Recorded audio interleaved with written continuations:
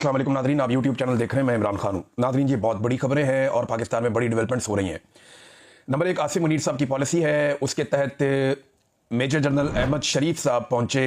ये DGISPR है खैबर पख्तूनख्वा में, पेशावर में। उन्होंने जाके वहाँ पे प्रेस कॉन्फ्रेंस की। गुज़िश्ता रात ऐसे लग रहा था कि ये प्रेस कॉन्फ्रेंस का जो अनाउंसमेंट किया गया, ये इसलिए जाएंगे कि अफगानिस्तान में एक एरियल स्ट्राइक पाकिस्तान ने की है काबुल के नज़दीक पख्तिया में, और इस पर जो वहाँ की हुकूमत है उनका बयान भी आ गया। उनकी वजारत दिफा का वो कह रहे जी काबुल की फ़दाई हदूद की खिलाफ वर्जी की गई है पख्तिया में और सिविल एरिया पे हमला किया गया है। नुकसान किस किस के हुए ये उन्होंने नहीं बताया इस बयान में, लेकिन उन्होंने कहा जी कि हम इसकी मजम्मत करते हैं और फिर अब कार्रवाई भी करेंगे। ये हमला उस वक्त हुआ जब इंडिया ने यह फैसला किया है कि जो सफारती मिशन है अफगानिस्तान में वो उसको तब्दील करने जा रहे हैं सफारत खाने में। ये गौर कीजिए, बहुत बड़ी डेवलपमेंट है। इंडिया अब पाकिस्तान के साथ, पहले तो वो बराह रास्त खुद भी लड़ा और उसको हजीमत उठानी पड़ी, लेकिन अब इंडिया ने एक नई हिकमत अमली बनाई है कि वो अफगानिस्तान की तरफ से पाकिस्तान पर दबाव डालेगा, अफगानिस्तान और पाकिस्तान के हालात को खराब करवाएगा। और इसमें जो इस वक्त पाकिस्तान की मिलिट्री एस्टेब्लिशमेंट है वो खुद बड़ा अच्छा रोल प्ले कर देगी। अफगानिस्तान के साथ हालात खराब करने में इन्होंने कोई कसर नहीं छोड़ी। इंडिया इस मौके से फायदा उठाएगा, क्योंकि दिमाग नहीं है ना, हाथ में बंदूक है, बस वही बात समझ आ रही है। अकल के साथ काम नहीं कर रहे, इंडिया दिमाग के साथ काम कर रहा है। ये हर काम ताकत से करना चाहते हैं। इंडिया ना सिर्फ वहां से प्रेशर बढ़ाएगा, बल्कि इतलात आ रही है कि अक्टूबर या नवंबर में इंडिया दोबारा से एक एडवेंचर कर सकता है पाकिस्तान के खिलाफ, और वो उसकी तैयारी कर रहे हैं। ये चीजें हम बाद में डिस्कस करेंगे कि इंडिया क्या कर सकता है, क्या कर रहा है। पहले आप ये देखें कि अहमद शरीफ साहब जो DGISPR हैं, वो जब पहुंचे खैबर पख्तूनख्वा में पेशावर में, तो उन्होंने कौन सी अहम बातें की। एक तो उन्होंने इमरान खान साहब पे नाम लिए बगैर तनकीद की और बार बार तनकीद की। ये एक पैगाम है मिलिट्री एस्टेब्लिशमेंट की जानिब से कि गंडापुर जैसा असासा जब हट गया है तो अब हम खुद आ गए यहां पे। बाकायदा जो आने वाला वज़ीर आला है उसको धमकाया गया है, जो अंदाज था बात करने का उसमें धमकी थी, और वो आने वाले वज़ीर आला को भी एक पैगाम था। सियासतदानों को रगेदा गया, उनको रिस्पॉन्सिबल करार दिया गया दहशतगर्दी के लिए, और एक अजीबोगरीब बयान DGISPR ने वहां पे बयान किया। मैं आपको सारा सामने रख देता हूं और सबूतों के साथ रखूंगा, साबित करूंगा आज, क्योंकि वहां मौजूद सहाफियों में तो तपड़ नहीं है, कोई बात ही नहीं कर पाए और कर भी नहीं पाएगा। मैं बिला वजह ऐसी कहूंगा कि हम लोग सुपरमैन है, नहीं, हम भी वहां होते तो बहुत मुश्किल होता। मैं ये समझ सकता हूं, लेकिन सवाल तो उठाने चाहिए थे। आप एक खातून ने बड़ा जबरदस्त सवाल उठाया, लेकिन चले मैं बताता हूं। DGISPR ने कहा कि आज कौन कह रहा है कि दहशतगर्दों के खिलाफ ऑपरेशन ना करें, बातचीत करें। आज से 5-6 साल पहले कौन कहता था कि खारजियों दहशतगर्दों से बातचीत करनी चाहिए। उस वक्त वो रियासत के जिम्मेदार थे, आज वो रियासत में नहीं, फिर भी कह रहे हैं बातचीत करें। ये कहते हैं जिन लोगों ने आपके बच्चे मारे, सर काटे, उनसे बातचीत कर लो। ये कौन कह रहा है? DGISPR। जबकि इसी फौज का सरबराह फील्ड मार्शल आसिम मुनीर और शहबाज शरीफ तारीफें कर रहे हैं एक ऐसे मुआहदे की जहां पे 70,000 फलस्तीनी कत्ल किए गए, और वो कत्ल करने वाले इसराइल, जिसको आलमी सतह पे लोग दहशतगर्द कहते हैं, उसके साथ मुज़ाकरात और डील के ऊपर ये लोग दिन रात शादियां बजा रहे हैं। मैं सिर्फ एक मिसाल दे रहा हूं। अभी ये बात मैंने नहीं की कि यहां क्या होना चाहिए या इमरान खान ने क्या कहा। मैं सिर्फ इस एक बात के ऊपर दूसरा काउंटर नैरेटिव रख रहा हूं कि एक ही वक्त में आप कह रहे हैं कि यहां पे हम बात नहीं करना चाहते, ये तो सारे दहशतगर्द हैं, हमने बात नहीं करनी, इनके साथ बड़ी अच्छी बात है, ना करें। लेकिन सेम टाइम में आपकी इसराइल के लिए पॉलिसी मुख्तलिफ है, क्योंकि डोनाल्ड ट्रंप ने डंडा दिया हुआ है। वहां आप तारीफें कर रहे हैं कि ऐसी डील की जो 70,000 कत्लों के बाद हो गई। यही बात है ना। वहां के लोग अगर चाहते थे कि अमन हो, फलस्तीन के लोग, तो यहां के लोग भी चाहते हैं कि अमन हो, पाकिस्तान के लोग। अभी मैं ये नहीं कह रहा कि डील करनी है या क्या करना है क्या नहीं करना, लेकिन अब मैं आपको बताता हूं कि इमरान खान ने अपनी पूरी जिंदगी में कभी नहीं कहा कि दहशतगर्दों के साथ बैठ के बात करो या दहशतगर्दों के लिए रास्ता निकालो। ये अभी जितने भी इमरान खान साहब का बयानिया है, इमरान खान साहब क्या कहते हैं? अफगान हुकूमत के साथ बात करो, कबायली लोगों के साथ बात करो, जरगा बुलाओ, अफगानिस्तान के लोगों का भी, पाकिस्तान के कबायली लोगों का भी, और फिर खैबर पख्तूनख्वा की हुकूमत को इन्वॉल्व करो। ये इमरान खान कहता है। इसमें दहशतगर्द कहां से आ गए? इमरान खान कहता है कि दहशतगर्दी खत्म करने के लिए आपको गुफ्तगू भी करनी चाहिए आपस में तमाम फरीकैन के साथ। या सादा और कर देते हैं इसको, इमरान खान कहता है मुतासरीन से बात करो। वो कब कहता है दहशतगर्दों से बात करो? इमरान खान तो नहीं कहता। हां, दहशतगर्दों से बात करो, ये कौन कहता है? मैं आपको भी निकाल के सुना देता हूं, बल्कि आपको दिखा भी देता हूं। ये नादरीन आप स्टेटमेंट देखिए। ये स्टेटमेंट राणा सनाउल्लाह साहब का है, और इस स्टेटमेंट के ऊपर इसकी तारीख भी लिखी हुई है। ये स्टेटमेंट है जी 7 जुलाई 2022। इमरान खान साहब की हुकूमत गिर गई थी अप्रैल के शुरू में ही 2022 में, तो मई, जून, जुलाई। इमरान खान की हुकूमत गिरने के 3 महीने के बाद उस वक्त का वजीर दाखिला राणा सनाउल्लाह, जो जनरल बाजवा का बेहतरीन, जनरल नदीम उल-जम का बेहतरीन साथी था, वो क्या कह रहा है? The parliamentary committee on national security unanimously agreed to continue talks with Tehrik-e-Taliban Pakistan. All the politicians attending the meeting agreed on having a dialogue with the band outfit all the proceedings will be supervised by the parliament. ये राणा सनाउल्लाह कह रहा है। कब कह रहा है? इमरान खान की हुकूमत गिरने के 3 महीने बाद। वो कह रहा है हम टीटीपी से बातचीत कर रहे हैं, हमारा इत्तेफाक हो गया, हम टीटीपी से बात करेंगे। दहशतगर्दों से बात करने की policy general Bajwa, general Nadeem Anjum और ये राणा सनाउल्लाह और इसकी हुकूमत की थी। वो अपने मुंह से कह रहा है कि हमने दहशतगर्दों से बात की है, हमने ये फैसला किया। फैसला हो रहा है जुलाई में, इमरान खान की हुकूमत जा रही है अप्रैल में, डाल देते हैं इमरान खान पे कि वो लेकर आया दहशतगर्दों को। इमरान खान ने कल सवाल किया कि बताओ मैं कब लाया हूं दहशतगर्दों को, कौन से दहशतगर्द मैं लेकर आया हूं, बताओ ना, उनके नाम लो, बताओ कब लाया हूं, कौन से लाया हूं, किस तरह लाया हूं, बताओ। ये दहशतगर्द जब लाए जा रहे थे और इनके लिए बॉर्डर नरम किया जा रहा था तो मुराद सईद चिल्ला रहा था, खैबर पख्तूनख्वा के तमाम एमएनएस एमपीएस चिल्ला रहे थे कि ये मत करो। जब ये दहशतगर्द साउथ में आ रहे थे तो अली अमीन गंडापुर और उसके भाई चिल्ला रहे थे। गंडापुर ने यहां तक कहा कि हमारी पुलिस दहशतगर्दों को गिरफ्तार करती है, हमारी मिलिट्री एजेंसियां वो आती हैं और आकर छुड़वा लेती हैं कि ये हमारे असासी हैं, इनको छोड़ दो। अब आप बताइए, इसका जवाब दीजिए कि जब पुलिस ने बारहा ये कहा कि हम दहशतगर्दों को पकड़ते हैं, फौज आके छुड़वा के ले जाती है, अब हम क्या करें? बार बार कहा। तो इन दहशतगर्दों को कौन लेकर आए? ये इल्जाम आप इमरान खान पे डाल के बरी जिम्मा नहीं हो सकते। और इमरान खान ने कभी नहीं कहा कि दहशतगर्दों से बातचीत करो, उसने मुतासरीन से बातचीत करने का कहा। और आज मुतासरीन कौन है? कबायली इलाके के रहने वाले लोग, चाहे वो अफगानिस्तान में चाहे वो पाकिस्तान में, हमारे गयूर कबायली। दूसरे मुतासरीन कौन है? अफगानिस्तान की हुकूमत और खैबर पख्तूनख्वा की हुकूमत। इन चारों से आप बात करें। इमरान खान ने कब कहा कि आप जाके किसी दहशतगर्द से बात करें या टीटीपी के लीडर को सामने बिठा के उससे बात करें? ये तो उसने कभी नहीं कहा। तो एक जगह आपकी कोई पॉलिसी है, दूसरी जगह आपकी कोई पॉलिसी है। एक और स्टेटमेंट देखें डीजीआईएसपीआर का। इन्होंने कहा कि खैबर पख्तूनख्वा में जानबूझकर दहशतगर्दों और सहूलतकारों को जगह दी गई, खुमियाजा आवाम भुगत रहे हैं। किसने दी ये जगह?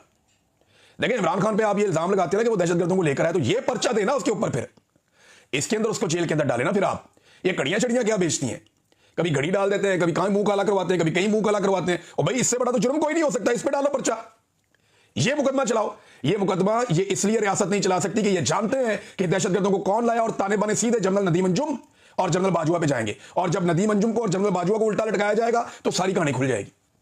वो सारी कहानी बता देंगे किसने क्या किया और किसने मेरे से क्या काम करवाया और कौन किस जगह पे कितना इन्वॉल्व था और ये लड़ाई किस लिए बढ़ाई जा रही है। मादनियात का क्या किरदार है, अमेरिका को कैसे राजी करना है, एक नई लड़ाई जो है डॉलरों वाली, उसके अंदर कैसे मुल्क को झोंकना है। ये वहां के मकामी लोग भी कहते हैं और बार बार कहते हैं। तो दहशतगर्दों को कौन लाया ना? अब ये नई आने वाली हुकूमत को भी दबाया डीजीआईएसपीआर ने, उनको भी धमकाया। ये जरा आप स्टेटमेंट देखिए। पख्तूनख्वा में जो दहशतगर्दी है इसके पीछे सियासी और मुजरिमाना गठजोड़ है, ये भी उन्होंने कहा। सियासी और मुजरिमाना गठजोड़ है। यानी पाकिस्तान तहरीके इंसाफ, वहां पे लोगों ने वोट डाल रहे हैं। खैबर पख्तूनख्वा के लोग दहशतगर्दी से मुतासर हैं, दहशतगर्दी से तंग हैं। उन्होंने परवेज खटक को दौर में वोट डाला, पीटीआई को। 2018 में उससे ज्यादा वोट डाला पीटीआई को। 2024 में उससे ज्यादा वोट डाला पीटीआई को। अगर फौज की पॉलिसी ठीक होती तो इतना वोट तो ना पड़ता पीटीआई को, फौज को पड़ जाता या फौज की जमातों को पड़ जाता। भाई ये वाइट सूबा है ना जहां पे वोट लोगों ने गिनवा भी दिया बैठ के कि नहीं हमने अपनी हुकूमत लेनी है। बाकी जगह पे तो इन्होंने 2 नंबरी कर दी, फॉर्म 47 जालसाजी कर दी। लेकिन खैबर पख्तूनख्वा में इतना सख्त रिएक्शन था कि यहां पे 2 नंबरी भी नहीं कर सके। फॉर्म 47 जारी किए, लेकिन इतनी बड़ी तादाद में लोगों ने यहां पे सब कुछ होने नहीं दिया। अब खुद बता रहे हैं डीजीआईएसपीआर के 14,500 से ज्यादा ऑपरेशन किए गए। सवाल यह है कि 14,500 ऑपरेशन करके आप अमन कायम नहीं कर सके तो वो फॉर्मूले पे आ जाए ना। आप जो मुतासरीन हैं उनसे बात करें, उनके साथ बैठें। अगर आपकी पॉलिसी काम कर रही होती तो आज बलूचिस्तान में अमन ना होता। वहां पे तो आपकी अपनी हुकूमत है, आपके अपने कठपुतली पिछले कई दहाइयों से बैठे हुए हैं। बलूचिस्तान का तो बेड़ा गर्क कर दिया, वहां अमन ही नहीं है। अगर फौज के कंट्रोल में बलूचिस्तान की तरह खैबर पख्तूनख्वा दे दिया तो खैबर पख्तूनख्वा की भी वही हालत हो जाएगी जो आज बलूचिस्तान की है, क्योंकि वहां पे फौज की पॉलिसी चलती है। बेड़ा गर्क हो गया वहां पे, कोई वहां पे सरकार हुकूमत आई नहीं, कोई सरकार आई नहीं। वहां पे वहां पूरा कंट्रोल है, कोई वहां बंदा जा ही नहीं सकता। आप रात को ट्रेवल नहीं कर सकते, इंटरनेट वहां पे बंद है, मोबाइल वहां पे बंद है। वहां सिर्फ एक ही काम हो रहा है, मादनियत निकालो पचाओ बस। अमेरिका को कंसाइनमेंट दिया बहुत बड़ा, और भी दे देंगे ट्रंप को राजी करने के लिए।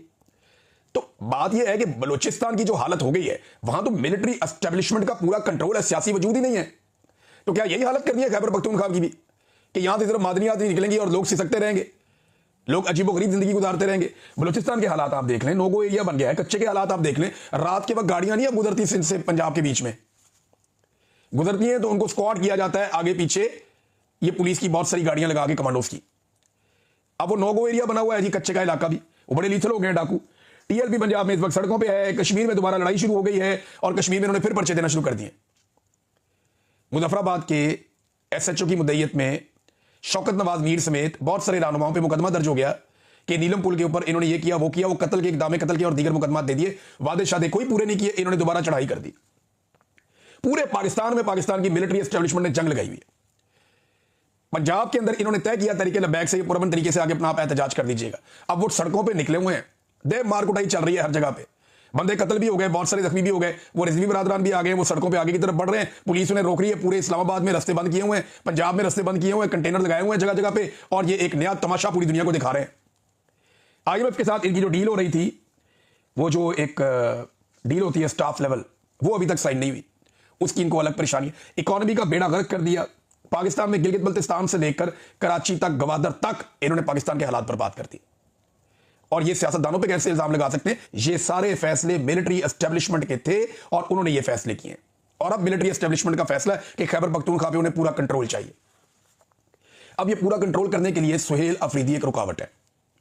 PTI के अंदर मुख्तलिफ लोगों को यकीन दिलाया जा रहा है कि तुम्हें वज़ीर आला बनवा देते हैं, तुम्हें बनवा देते हैं, वो 10 बंदे इकट्ठे कर लो, 8 बंदे इकट्ठे कर लो, वो सारे लोग हाथ खड़े कर देते हैं, जनाब इमरान खान जब तक नहीं कहेगा हम कैसे बन सकते हैं, इमरान खान को मनाया जाए। इमरान खान को जाकर बात की, जनाब KP में हुकूमत गिर जाएगी, सुहेल अफरीदी का नाम तब्दील करें। इमरान खान ने कहा गिराओ हुकूमत, नहीं तब्दील करता, साफ कहा उसने, वो नहीं मानता ये बात, वो कहता हुकूमत गिरती है गिरे, मैं सुहेल अफरीदी को भी तब्दील नहीं करता। सुहेल अफरीदी को बाकायदा ये कहा गया कि मिलो आके, उन्होंने कहा पहले इमरान खान से मिलूंगा फिर किसी और से, और इमरान खान की इजाजत से मिलूंगा, वैसे नहीं मिलूंगा। अब ये बंदा कैसे सूट हो सकता है एस्टेब्लिशमेंट को? गंडापुर तो जब मर्जी गायब होकर जिसको मर्जी मिल लेता था। सुहेल अफरीदी को जब पैगाम दिया गया कि आकर मिलो, को बातचीत करेंगे, रास्ता निकालें, उसने कहा जी पहले अपने लीडर इमरान खान से मिलूंगा, उसकी इजाजत मिलेगी तो फिर किसी और से मिलूंगा, वरना नहीं मिलूंगा। गंडापुर को यह करना चाहिए था, गंडापुर ने यह नहीं किया। लेकिन सुहेल अफरीदी की नामजदगी के बाद ये DGA-SPR का वहां जाकर प्रेस कॉन्फ्रेंस करना, यह पैगाम है कि कुछ और कर दिया जाएगा, तो करके देख ले। खैबर पख्तूनख्वा में एस्टेब्लिशमेंट की पॉलिसीज को इतने लित्तर पड़ने हैं कि इनकी पॉलिसी सूझ जाएगी, जो खैबर पख्तूनख्वा के अंदर लोगों ने करना है इनके साथ, और अभी कश्मीर के अंदर भी होना है, GB के अंदर भी होना है। पंजाब के अंदर लोग भरे बैठे हैं, सैलाबज़दा इलाकों में इमदाद के लिए बगैर सिक्योरिटी के ये लोग नहीं जा पाते। लोग इतने भरे हुए हैं और इतने तकलीफ में, कोई काम इनका सीधा नहीं हो रहा। जिसको ट्रंप को खुश कर रहे थे उसको नोबेल पीस प्राइज भी नहीं मिला, अंदाजा करें आप। वो ये तो ट्रंप को खुद समझ होनी चाहिए थी कि इनके ऊपर मनूसत आई हुई है, जो खुद ही मनूस हैं, जिनके ऊपर मनूसत आई हुई है, उनसे नॉमिनेट हो रहा है वो। नेतन्याहू भी हार गया, शहबाज शरीफ भी हार गया, दोनों पार्टनर हार गए। नेतन्याहू और शहबाज शरीफ की जो मुश्तरका ख्वाहिश थी पूरी नहीं हुई। डोनाल्ड ट्रंप को अमन का नोबेल पीस प्राइज नहीं मिल सका। ये जो अमन का पीस प्राइज है ये मिल गया एक खातून को वेनेजुएला से, और ये नॉर्वेजियन नोबेल कमेटी ने एलामिया जारी कर दिया। उन पर इंतखाबात में हिस्सा लेने पर पाबंदी लगाई गई। जमात इलेक्शन जीती लेकिन उनके मैंडेट को नहीं माना गया। साथियों और कारकुनों के खिलाफ क्रैकडाउन किया गया।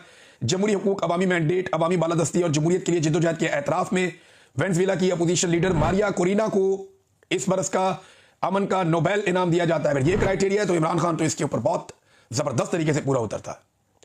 जो जुल्म और जबर इमरान खान साहब और उनकी जमात के साथ किया गया, उसके सामने तो ये वेनेजुएला में कुछ भी नहीं हुआ। लेकिन चले, इमरान खान को नहीं मिला, एक और हकदार को मिल गया, लेकिन डोनाल्ड ट्रंप को अमन का नोबेल इनाम नहीं मिला। वो काफी मायूस है इस वजह से। उसका एक स्टेटमेंट भी आया कि मैंने तो 8 जंगें रुकवाई हैं। तो डोनाल्ड ट्रंप ने बड़ी कोशिश की, नेतन्याहू और शहबाज शरीफ ने उनके लिए बड़ी कोशिश की, लेकिन दोनों दोस्त जो है वो कामयाब नहीं हो सके और डोनाल्ड ट्रंप को अमन का नोबेल इनाम नहीं मिला। डोनाल्ड ट्रंप को सोचना चाहिए था कि किन से वो सिफारिशें करवा रहा है। ऐसे सिफारिशी जब कोई सिफारिश करें तो काम उल्टा ही होता है। नाज़रीन, अफगानिस्तान पर जो एरियल स्ट्राइक हुई उसके ऊपर जब सवाल किया गया DGI-SPR से, तो DGI-SPR ने उस पर वजाहत के साथ जवाब नहीं दिया, गोल मोल टाइप का उसके ऊपर जवाब दिया है। लेकिन अफगानिस्तान की तरफ से जो जवाब है उसमें क्लैरिटी है। लेकिन अब मैं ये पिक्चर आपके सामने रखना चाहता था कि दहशतगर्दी को खत्म करना है तो मिलकर खत्म करना है। फौज अकेले बंदूक के साथ ये नहीं कर पाएगी और ये मुमकिन नहीं है। मकामी कबाइल को बिठाएं, जिरगे बिठाएं, अफगानिस्तान में, पाकिस्तान में, अफगानिस्तान की हुकूमत, खैबर पख्तूनख्वा की हुकूमत, इनको इन्वॉल्व करें, दहशतगर्दों को तनहा करें, अलग करें, एलिमिनेट करें। जो तरीका है, जब आपको डॉलर मिलते हैं तो वो मुजाहिद बन जाते हैं, जब आपको दूसरी तरफ से डॉलर मिलते हैं तो वो दहशतगर्द बन जाते हैं। फिर कभी आप उन्हें फितनातुल खवारिज बना देते हैं, कभी आप उन्हें सीने से लगा लेते हैं, कभी आप कहते हैं सूफी मोहम्मद से हमारी टॉक्स हो रही हैं, कभी आप कहते हैं फजलुल्लाह के साथ अब हमने जंग लड़नी है, कभी आप कहते हैं कि ये लोग जो है अगर निहत्ते होते हैं, हथियार डालते हैं तो आए बैठे और बातचीत करें, कभी आप कहते हैं सर काटने वालों के साथ बात कैसे हो सकती है। यार किसी पास से खलो जाओ। हर 2 साल के बाद आपकी पॉलिसी बदल जाती है। एक नया चीफ आता है, एक और तरफ फौज को लेकर चला जाता है। पाकिस्तान की कोई कांस्टेंट पॉलिसी रही नहीं। कोई आता है वो कहता है जी हम उम्मत मुस्लिमा के लीडर हैं और हमने उम्मत मुस्लिमा की जंग लड़नी है। दूसरा आता है वो कहता है जी एनलाइटेंड मॉडरेशन ऑफ पाकिस्तान, हमको एक रोशन ख्याल, हम एक नई तरफ चल रहे हैं। एक आता है वो कहता है कट्टर मजहबी टच दे रहा हूं, दूसरा आता है वो कहता है नहीं जी हम वेस्टर्नाइज होने जा रहे हैं। भाई ये मुल्क है, ये कोई एस्टेब्लिशमेंट के ऊपर आने वाले ऑफिसर की ख्वाहिशों पे तो नहीं बदलेगा, उसके मुताबिक तो नहीं चलेगा। मुल्क तो चलेगा जमहूरी नुमाइंदे। और अवाम क्या चाहते हैं?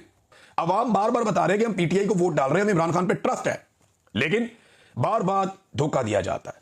अब नाज़रीन एक और खबर है, ये फलस्तीनियों के हवाले से मेहदी हसन साहब ने भी ये शुबे का इजहार किया है। मेहदी हसन वही सहाफ़ी हैं जिन्होंने ख्वाजा आसिफ साहब की अच्छी खासी दुर्गत बना दी थी।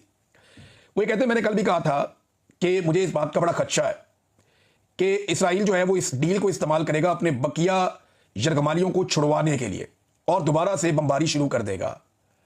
और इसराइल के फाइनेंशियल मिनिस्टर ने इस बात को कंफर्म कर दिया कि वो यही चाहते हैं कि पहले वो अपने कैदियों को छुड़ाएं और उसके बाद दोबारा से हमास के ऊपर हमला करें। और याद रखिएगा, अब अगर दोबारा इसराइल ने हमला किया ना फलस्तीनियों के ऊपर, तो सबसे ज्यादा नजला ट्रंप के उन खुद साख्ता तर्जुमानों पे गिरेगा जो पाकिस्तान में बैठे हुए, जिनकी ट्रंप ने टका के तारीफें की और जिन्होंने ट्रंप की टका के खुशामद की और जिन्होंने हर जगह पे ट्रंप साहब ने ये कर दिया, ट्रंप साहब ने वो कर दिया, ये मुआहदे से वो हो जाएगा, ये मुआहदा कामयाबी की एक सीढ़ी है, हम इसको ये करना चाहते हैं, वो करना चाहते हैं। दुनिया बता रही थी कि यहां बदनीयती मौजूद है और हमास ने वो मुआहदा कभी कबूल नहीं किया जो एग्जैक्टली डोनाल्ड ट्रंप ने कहा था।